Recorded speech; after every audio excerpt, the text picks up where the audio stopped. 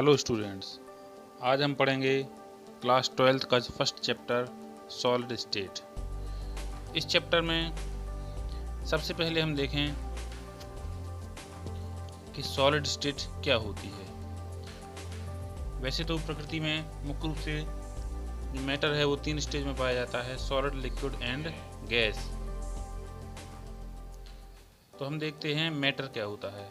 Matter is anything that has mass and take up space और has volume is called matter. ये 3 type का होता है। पहला है सॉलिड, सेकंड लिक्विड और थर्ड गैस।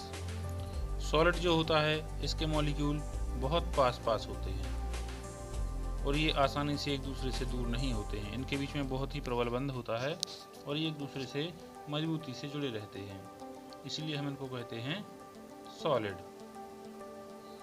दूसरा होता है लिक्विड। लिक्विड के मॉलिक्यूल्स थोड़ी दूर दूर होते हैं और इनके मध्य में जो आकर्षण बल है, जो अट्रैक्शन फोर्स है, वो बहुत कम होता है, जिसके कारण ये एक दूसरे पर बह सकते हैं। तीसरा होता है गैस।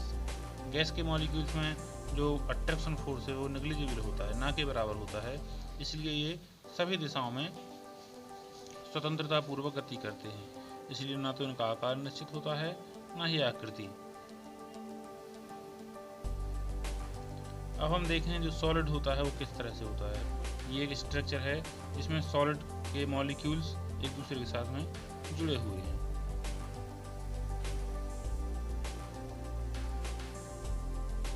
अब हम देखते हैं सॉलिड्स की कौन कौन से कैरेक्टर होते हैं।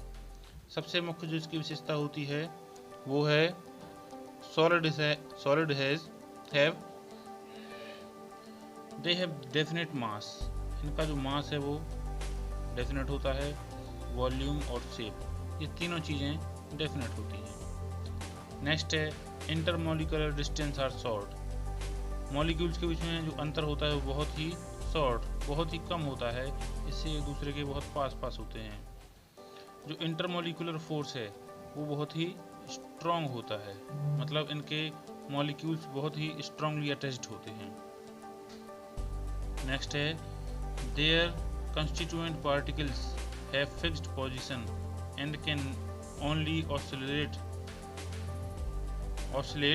about their mean position। अपनी मीन पोजीशन से सिर्फ ये ऑसिलेट कर सकते हैं और इनमें डिस्प्लेसमेंट मोशन नहीं होता है। नेक्स्ट है they are incompressible and rigid. इन्हें कंप्रेस नहीं कर सकते हैं और ये रिजिड होते हैं। रिजिड मतलब बहुत ही कठोर होते हैं।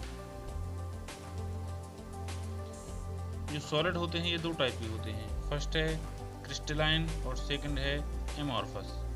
क्रिस्टलाइन जो होते हैं इनका जो शेप और साइज होता है वो डेफिनेट होता है और एमॉर्फस होते हैं वो इर्रेगुलर होते हैं। क्रिस्टलाइन सॉलिड्स के मेल्टिंग पॉइंट और बॉइलिंग पॉइंट बहुत ही शार्प होते हैं, जबकि ये ग्रेजुअली सॉफ्ट होते जाते हैं, इसलिए हम इनको सुपर कूल्ड लिक्विड्स भी कहते हैं। एमॉर्फस सॉलिड्स को सुपर कूल्ड लिक्विड्स भी कहते हैं। इसके बाद है और जो क्रिस्टलाइन सॉलिड्स होते हैं इनको हम ट्रू सॉलिड्स कहते हैं। तो ये आप नोट कर लेना।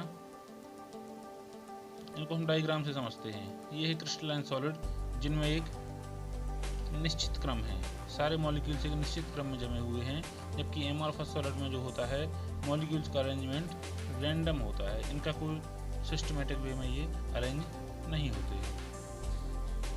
तो ये तो हमने देखा सॉलिड क्या होता है और ये कितने टाइप का होता है। इसके बाद हम पढ़ेंगे अगले वीडियो में।